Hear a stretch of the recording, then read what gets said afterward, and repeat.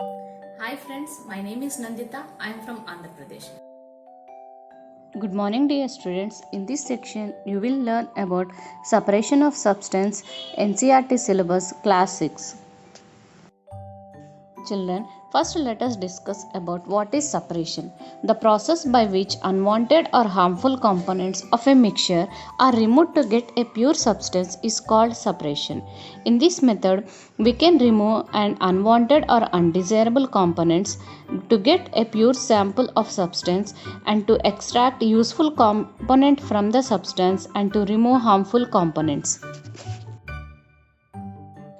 Children, you must have seen that we clean separate a different substance. We filter tea powder while making tea. We clean rice with water before using it for cooking and so on.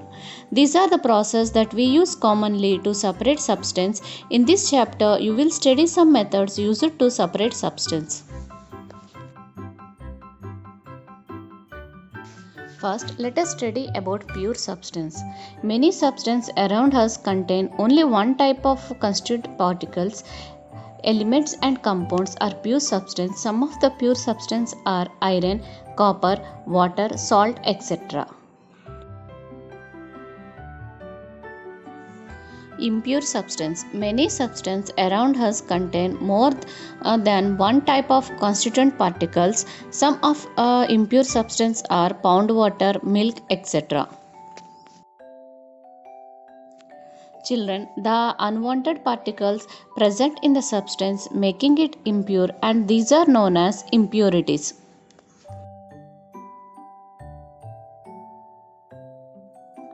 Homogeneous mixture, in which the particles of substance present cannot be seen, are called as homogeneous mixtures.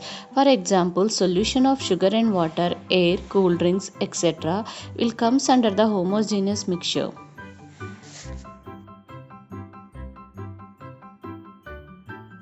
Heterogeneous mixtures, mixture in which particles of the substance present can be seen easily, are called as heterogeneous mixtures. For example, water in oil, dust in air, fruit salads, vegetable salads, milk and cereals, etc. Children, let us discuss the need of separation.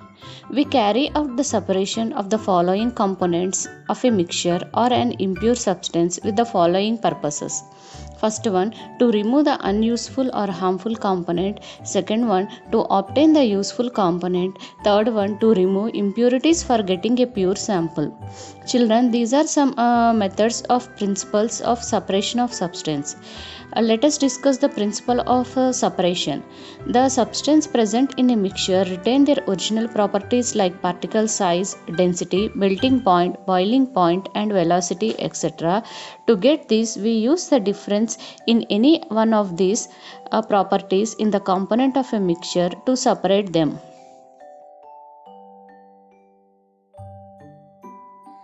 Now let us discuss the methods of separation. Children, we can separate the substance by the following methods like hand picking, winnowing, sieving, magnetic separation, sedimentation, decantation, loading, filtration, evaporation, sublimation, distillation, churning, etc. are some common methods of separations. Hand picking. This method is used for separating small particles of dust, stone, husk, etc. from the grains of wheat, rice, pulses, etc. Threshing.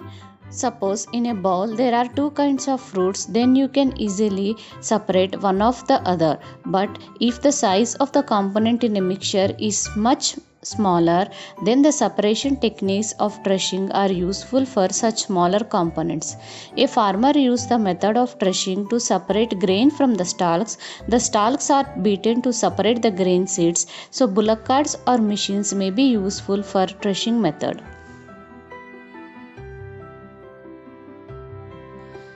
Sieving. Children, you might have seen your mother use a sieve to separate impurities and bran from flour before using it. The separation techniques of sieving are mainly used in a flour mill to separate impurities from wheat before grinding it.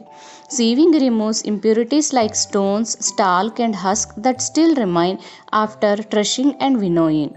The sieve only removes particles of impurities that are larger than the pores in the sieve. Therefore, we can design the sieve according to our need. Now let us discuss about winnowing. Winnowing is used to separate lighter components of the mixture from heavier components by the wind. These separation techniques are commonly used by farmers to separate lighter husk particles from the heavier seeds. The lighter particles are carried away by the wind, the heavier seeds from a sieve near the platform of winnowing. We can use either natural wind or blow air while winnowing.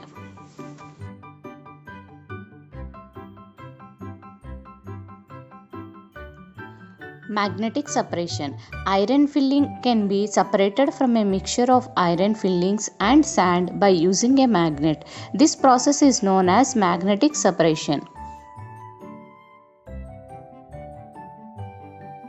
Children, now let us discuss separation of insoluble solids from liquids. The following methods are used for separating insoluble solids from liquids. First, let us discuss about sedimentation. This process is based on the densities of different components of a mixture. The process of settle down of heavy insoluble particles in a mixture of water and insoluble substance is called as sedimentation. Decantation. The process of pouring out a clear liquid from a vessel without disturbing the sediments is called as decantations. The above method has two disadvantages. First one, it cannot be used for the miscible liquids that dissolve in one another. For example, petrol mixed in kerosene, oil, or salt or sugar solution in water. During the process of decantation, a small quantity still remains unseparated. This it gets wasted. Coagulation or loading. Coagulation is the process of improving the settling property of solids by when solid particles present in a mixture are not heavy enough to settle easily. Some chemicals are added to the mixture to enable the solid to settle. For example, when alum is added to dirty water, it attaches itself to the dirty particles and makes several dirty particles stick to each other.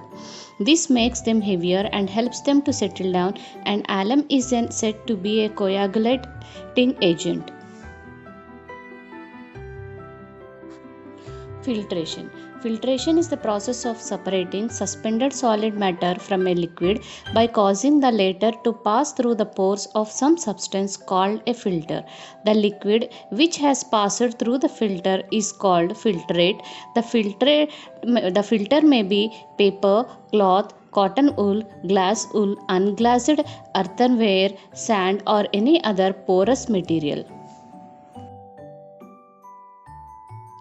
Condensation.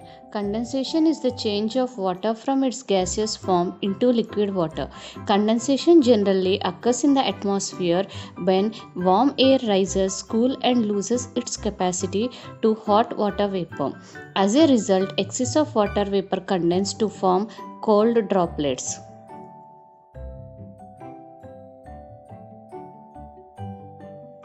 Evaporation. Evaporation is the process of a substance in a liquid state changes to a gaseous state due to an increase in temperature or pressure. Evaporation is the fundamental part of water cycle and is constantly occurring throughout the nature.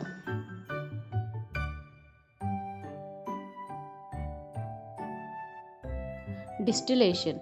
Distillation is a process of separating the components of substance from a liquid mixture by selecting evaporation and condensation.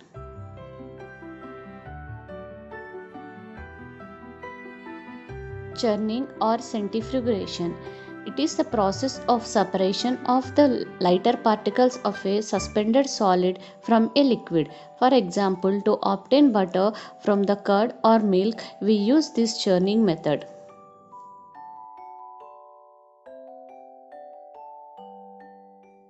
Crystallization.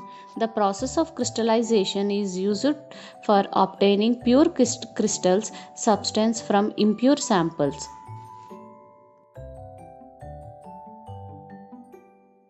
Saturated solution. A solution in which one or more substance can be dissolved at a given temperature is called as saturation solution.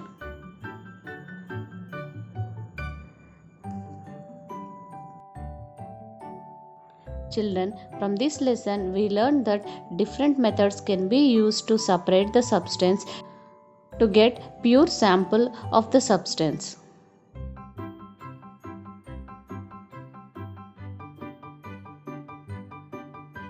Thank you.